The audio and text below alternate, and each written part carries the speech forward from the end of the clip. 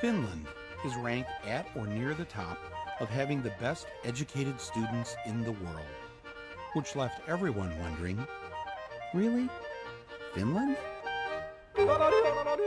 These are the people who gave us the air guitar championship and the sports of cell phone throwing and wife carrying. These are the geniuses that cracked the code to good education. I mean, how is it that the kids in Finland are ahead of the rest of the world? So here's what happened. Back in the day, Finland's schools sucked on the level that ours suck on. When they tested the world's kids, both Finland and us were usually about the same, somewhere down the list of nations. But Finland didn't like that. So they tried some new ideas, and in no time, Finland shot to the top of the world. Their students were number one. How did they do that? That was the one question I wanted an answer to, and I went straight to see the enemy's Minister of Education. Before I could say anything, she blurted out their top secret. They do not have homework.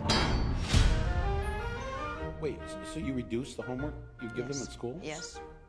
They should have more time to be kids, to be youngsters, to enjoy the life. How many hours of homework did you get last night? About 10 minutes or something. 10 minutes of homework? Yeah. Maybe 15 minutes or 20 minutes. 20 minutes, but not so 20 much. minutes? Yeah. Well, if I would have done the homework, I think it would be like 10 minutes tops. Usually I don't really do homework that much. The whole term homework is kind of obsolete, I think. In that way that... Your homework is obsolete. Yeah. In that way that these kids, they have a lot other things to do after school. Like what? Like being together, like being with a family, like doing sports, like playing music, like reading. So they have no homework. What if all they want to do is climb a tree? They could climb a tree, yeah. They can climb a tree, then they learn how to climb a tree. But they'll end up, while climbing the tree, probably finding out about different insects, and they can come to school next day telling me about what they found. Compared to the older kids, how many hours a day do the younger ones go to school?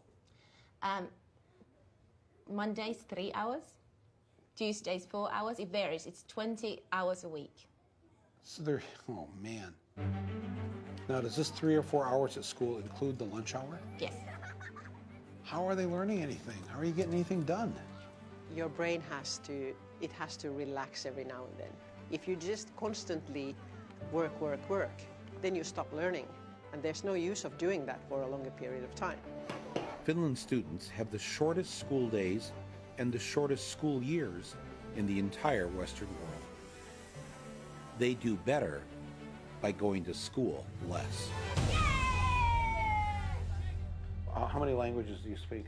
English, yeah. Swedish, Spanish. Finnish and Swedish. Finnish, English and German. French, German. Finnish and English. English, Swedish and French and Spanish. So you were an exchange student in the U.S.? Yeah. When you got back here in school, what did you notice that you felt relieved about? No more multiple choice exams. No multiple choice exams here? Or very few of them, if any. Really? All of my exams in the U.S. How do you answer the question right if it isn't listed as one of the 4 choices? You write your answer. You have to know it, actually. Yeah. You actually have to know it. Yeah. If there was one thing I heard over and over again from the Finns, it was that America should stop teaching to a standardized test. Get rid of those standardized tests. National testing. The standardized tests. Standardized testings. What you are teaching your students is to do well on those tests, and you're not really teaching them anything. No, we are teaching them. We're teaching them how to flunk a test, and then a bunch of schools fail the test, and those schools are turned into charter schools, and then somebody makes a lot of money. But school is about finding your happiness, finding finding a way to learn what makes you happy. They figure now about 1/3 of the school time the students are in school is spent preparing for the standardized test. And so they've eliminated a lot of things that aren't on the test. So music is gone, art is gone, poetry is gone. Yeah, in many schools. Civics isn't even on the test. So now schools are dropping Really? civics. Yes. Civics, American civics. Okay. Unbelievable. We got rid of poetry. Really? Yeah. Why? It's a waste of time. When are they ever going to learn? When are they ever going to speak as poets when they're adults? How does that help them get a job?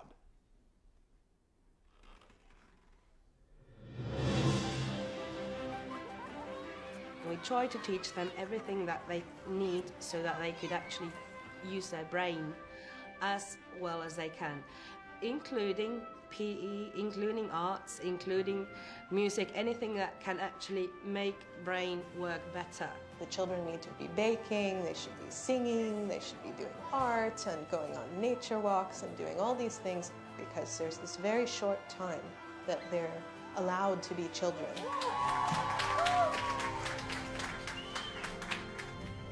If you don't have standardized tests here in Finland, how do you know which schools are the best? And, you know, people need a list. The neighborhood school is the best school. It is not different than the school which can be, for example, situated in the town center, because all the schools in Finland, they are all equal. When we move to a new city, we never ask where the best school is. It's never a question. So nobody has to shop for schools. There's nothing different in any of our schools. They are the same. It is illegal in Finland to set up a school and charge tuition. That's why, for the most part, private schools don't exist. And what that means is that the rich parents have to make sure that the public schools are great. And by making the rich kids go to school with everyone else, they grow up with those other kids as friends. And when they become wealthy adults, they have to think twice before they screw them over. In the United States, education is a business. There are corporations making money. Here, it's so student-centered that when we had to redo our playground, they had the architects come in and talk to the kids. Were they listened to? Yes, yes. There are things on our playground that the students really wanted. Being in school here is more independent. We're treated more like adults than in the United States. Yeah. I mean, we don't need a hall pass to go to the bathroom during class. Yeah.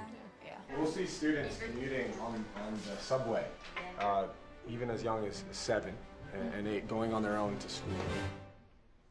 When I started doing teacher training practice back in the US, I was in these certain neighborhoods teaching these kids and telling them, you can be anything you want to be when you grow up. This is kind of a lie. And when I came to Finland, a lot of my teaching is based on what the kids want and what they see for their future. So it doesn't feel so false to say you can really be whatever you want to be when you grow up, because they're making it happen already. They already have such power.